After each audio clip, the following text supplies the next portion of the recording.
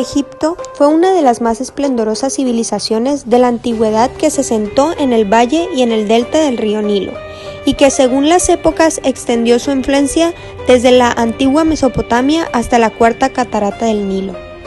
La tierra de los faraones fue también el país de las dos tierras, de modo que geográficamente se divide en el Bajo Egipto, al norte en la zona del delta del Nilo con amplias y fértiles llanuras, y el Alto Egipto, al sur en el valle del Nilo, una estrecha franja junto a la orilla del río y rodeada por desiertos. Contexto cultural. La cultura egipcia o Antiguo Egipto se formó hace 6.000 años y se desarrolló en las orillas del río Nilo, ubicado en el norte de África. Al estar alrededor del río Nilo desarrollaron la agricultura, la ganadería y la navegación como las fuentes de su economía. La civilización egipcia se formó a partir de la mezcla de diversos pueblos, entre ellos los míticos, los semitas y los rubios, que surgieron en el periodo paleolítico.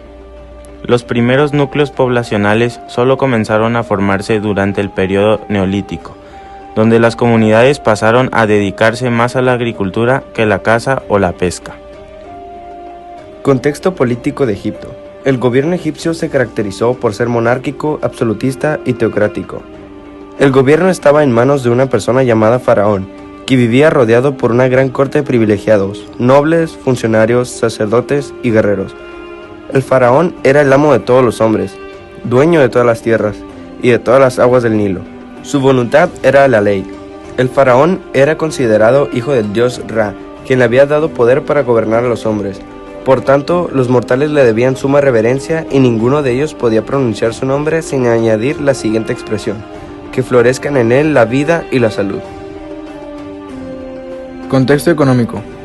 En Egipto se practicaban estas actividades para su economía. La agricultura. Esta actividad consistía en el trabajo de la tierra, se araba con azadas y arados tirados por bueyes. Se cultivaba el trigo, la cebada, el lino, la uva, las hortalizas y diversas legumbres. La ganadería fue desarrollada en grandes extensiones de tierra pertenecientes a los templos. En ellas se apacentaban numerosos rebaños de vacunos, ovinos y mulas. La industria tuvo gran importancia en la época de los faraones. Sobresalieron las industrias del tejido, del lino, comparable a la seda, la elaboración de metales con los que hacían utensilios, armas, joyas, espejos, peines, el curtido, la alfarería, la mueblería, la confección de carrocerías, la preparación de una especie de papel a base de papiro. El comercio. Esta actividad se desarrolló tanto por tierra como por mar en la cultura egipcia. Por tierra sus caravanas llegaron hasta Siria, Palestina y Mesopotamia. Por mar, sus barcos navegaron por las costas de Siria y las islas del mar Egeo. El comercio se realizaba mediante el trueque. Por él intercambiaban los tejidos y objetos de arte y lujo por ganados, maderas y metales. Contexto artístico. La arquitectura. La arquitectura para la cultura egipcia tuvo un carácter religioso. Los monumentos arquitectónicos estuvieron inspirados en la existencia del más allá.